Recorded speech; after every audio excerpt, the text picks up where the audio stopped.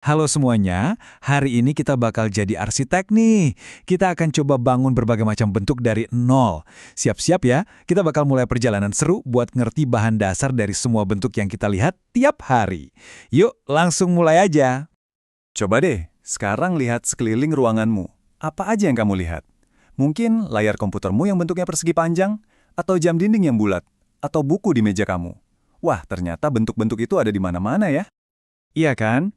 Bentuk kayak segitiga, persegi panjang, lingkaran, itu semua bagian dari dunia kita. Tapi, pernah kepikiran nggak sih apa rahasia di baliknya? Maksudnya, mereka itu sebenarnya terbuat dari apa sih? Nah, hari ini kita bakal bongkar rahasia itu bareng-bareng. Setiap pembangun, setiap arsitek, pasti butuh bahan dasar buat kerja. Nah, bahan dasar pertama kita adalah garis. Tapi, tunggu dulu. Ternyata ada beberapa jenis garis loh, dan kita harus pilih yang paling pas, yang paling benar, supaya bisa membangun bentuk yang kokoh. Yang pertama, ada yang namanya sinar garis. Coba deh bayangin, ini kayak senter. Ada satu titik awal, tempat cahayanya keluar, terus sinarnya jalan terus ke satu arah, nggak ada berhentinya. Jadi dia punya awal, tapi nggak punya akhir. Selanjutnya, ada garis. Nah, kalau yang ini, bayangin aja jalan lurus yang super panjang, yang nggak ada ujungnya ke depan dan ke belakang.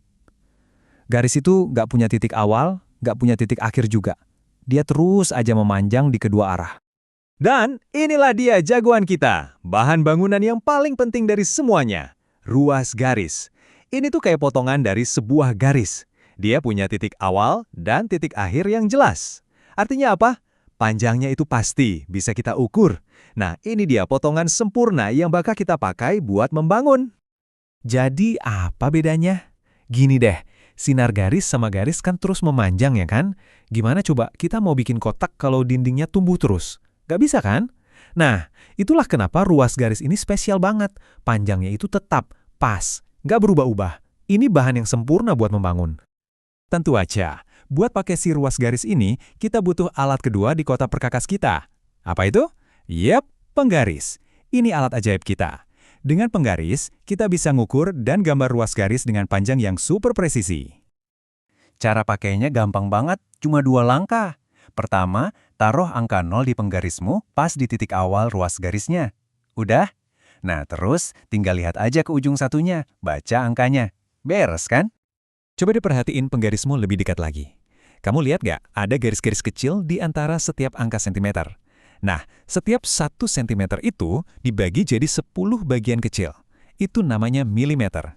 Jadi ingat ya, 1 sentimeter itu sama dengan 10 milimeter.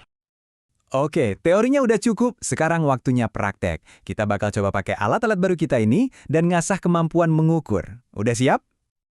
Tantangan pertama, coba lihat ruas garis AB ini. Yuk, bayangin kamu lagi megang penggaris.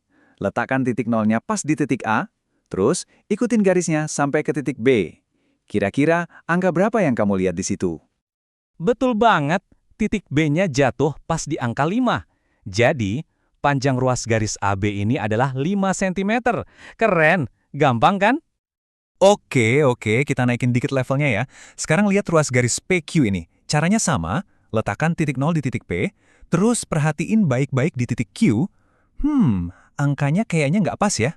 Dia lewat angka 3, terus ada beberapa garis kecil lagi sesudahnya. Berapa ya panjangnya? Hebat, bener banget. Panjangnya itu 3 cm, ditambah 7 garis kecil, alias 7 mm. Nah, dalam matematika, kita nulisnya itu jadi 3,7 cm. Wah, sekarang kamu udah jago nih baca ukuran yang lebih detail. Nah, ini dia momen yang kita tunggu-tunggu. Kita udah punya bahan dasarnya, yaitu ruas garis. Alatnya juga udah ada, si penggaris. Sekarang, waktunya kita gabungin semuanya buat bangun sebuah bentuk. Dan kita bakal pelajari konsep terakhir kita. Jadi, apa sih yang terjadi kalau kita sambung-sambungin beberapa ruas garis sampai jadi bentuk yang tertutup?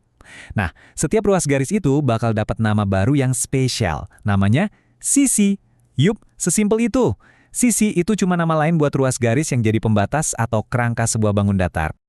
Biar lebih jelas, kita lihat contohnya di segitiga ini. Dia dibangun dari 3 ruas garis, yang sekarang kita sebut sisi. Ada sisi EF, panjangnya 4 cm.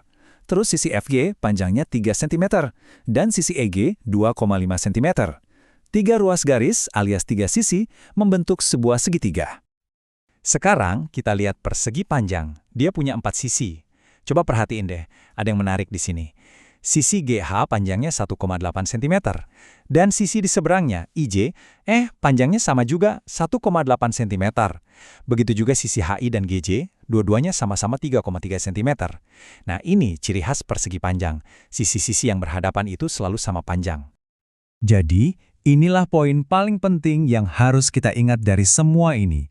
Setiap ruas garis yang membentuk sebuah bangun datar, itu kita sebut sisi. Ini ide yang super mendasar, tapi penting banget dalam geometri. Oke, sekarang giliran kamu jadi arsitek beneran. Coba deh, ambil penggarismu terus cari satu benda di sekitarmu yang sisinya lurus. Bisa buku, kotak pensil, happy kamu mungkin? Coba ukur deh panjang salah satu sisinya. Gimana? Dengan pengetahuan baru ini, kamu jadi ngelihat dunia dengan cara yang beda kan sekarang?